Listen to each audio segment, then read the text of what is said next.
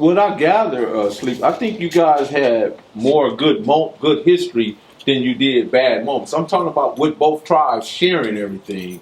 Oh, and yeah. being apart. You talking about Compton and Long Beach? No, I'm talking about the 20s and the insane. Oh, yeah, for a long time. Cousins and brothers. Brothers. Yeah. I mean, really. And I'm glad you're saying this because now it clears up a lot of things as far as the distinction, because people were thinking like there was something that divides the two. But obviously there's nothing that divides the two. It's just got family, two different names. No,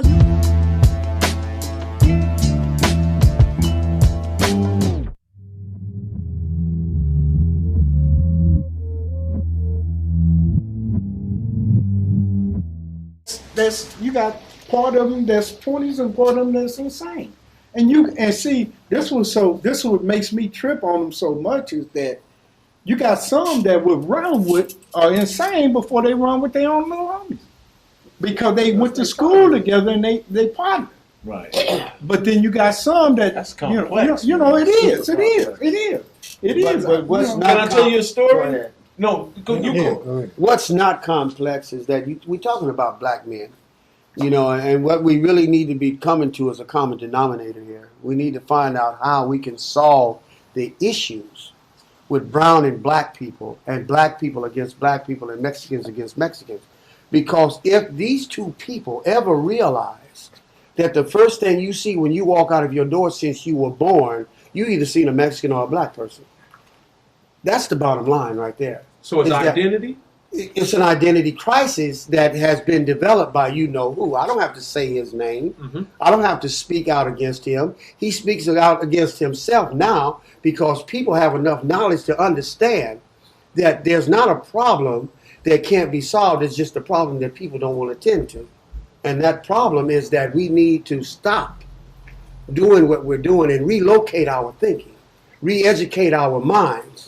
Because we have been disturbed, we have been misled, like Malcolm said, we've been bamboozled. And until we realize that, talking about what we're talking about is just talk. So what you're saying, we don't lost our African mind. We've been lost that. And placed in it a European philosophy. We've been done that. Not only have we done that, I'm not going to say this and I'm going to be quiet. Not only have we done that, but the same thing has been done to that brown man who is the closest thing to you as a black man. Because when you wake up, ever since you've been born in California, what do you see when you leave your house? Brown and black people. There you go, right there. That's my whole issue right there. Let me bank off what he was just saying about we've been bamboozled. And people don't want to really change nothing because in order to function, for them to function, they got to keep us at each other. Mm-hmm. Exactly. In order for them to function, they got to. So you tell me that you can't stop drive-by shootings, you can't stop gang banging, but you stopped it when Al Capone and them guys was doing drive-by shootings in the 30s. When them people started killing, when them people started killing innocent people, they stopped. They shut it down. And that was organized crime, what they call. You mean to tell me you can't stop that here? Unorganized crime. And it's unorganized. And it ain't even. Yeah, you don't have no leaders. And it has no purpose. And nothing. It's nothing. Maybe that's what makes it also very complex too, because you don't It have. is You can't. complex. But I will they say don't this, want the to. only part I see organized when it comes to these two different groups of people is the prison system. Yeah. Now they're organized in there. Yeah. Once you get in there, It's organized. Yeah. You gonna once you get in there, I'm gonna tell you something. Once you get in there, Compton car, all this Santana don't like. That's over. All that stops. Yeah, it does. All that stops. Insanes in 20, all that stops. All that. I've been there. When you step on this yard here, that stops. You leave that in the streets. Now, if you got too much where you can't live on the street, then you two go handle that. Right. But after that, that stops. So we can do it here, and we have done it here on the east side. Them insanes and 20s, they be fighting each other and all that. But let somebody else come down in this hood and kill one or the other. Or they getting together. They finna get together. So it's a mind thing, it's a mind thing, and it's a thing about, as long as that man can keep us at each other, we ain't at him. Bottom line, we ain't at him. Sleep. I want to roll it back because I'm trying to nail down your Crip time. Y'all gonna have to hurry up too because it's part. This house has been rented. You know, I rent my house out. So it's all good. We got you, fun. You go into juvenile hall in the early 70s, Well, late 60s. late 60s, but you get introduced to cripping in the early 70s. Yeah. All right.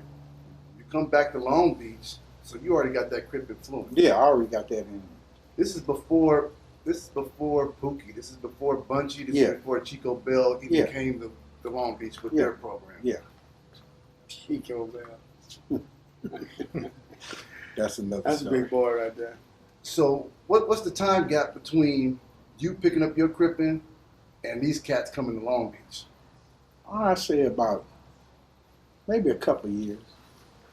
You know, and then I didn't really push that out here.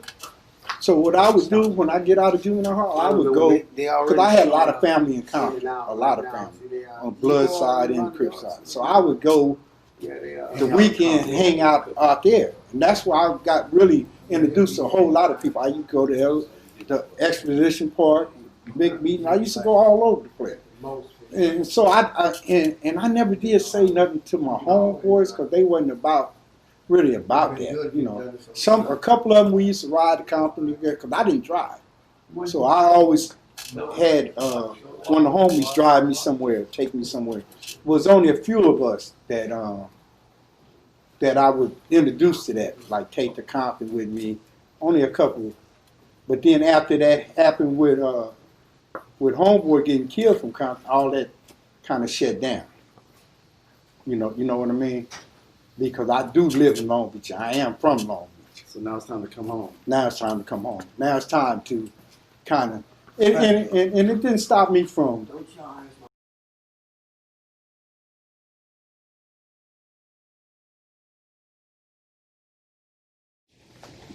Anything incriminating gets edited out. I want to throw a name at you. Elijah Thornton. You ever heard that name? No. I know some Thorntons, but Elijah Thornton. So look, leading up to Bunchy, Barefoot Pookie, and Chico Bell coming to Long Beach, there was actually Well, see, Chico was already here. okay. When he came from Mississippi, wherever he came from, he landed here. He landed next door to my homeboy Willie Gator. They used to live next. Chico's grandmother used to live next door to Willie's mama. That's how we met Chico. You know. Okay. I'm speaking as far as when those three brought they little crip Crip program. car, yeah. Before that, Long Beach was having issues with the Compton. Crips in Compton. Yeah. Or Compton in general. Compton in general. So why was Long Beach so receptive to Barefoot Pookie and Chico That's Bell and Well, Bunchy Chico, and their Crip program to Long Beach? because it wasn't about the Crips that we was fighting. We didn't even know really. Half of them didn't know what the Crip was out here. You know, it wasn't about. It was just about Compton. The name Compton. You know what I mean? Right. It wasn't saying Compton Crips. It was just Compton. Anybody from Compton at that time during that period was considered A rival. a rival. Thank you. So you could have been, them dudes could have been Bloods. We would, they were still just rivals because of things that used to go down. So basically, when they came with that program, the only reason why Long Beach accepted it because their hometown native Chico Bell, Yeah, right. because they would have came by themselves. I don't know. I have no idea. If they had been Bloods, it might have been a whole different story.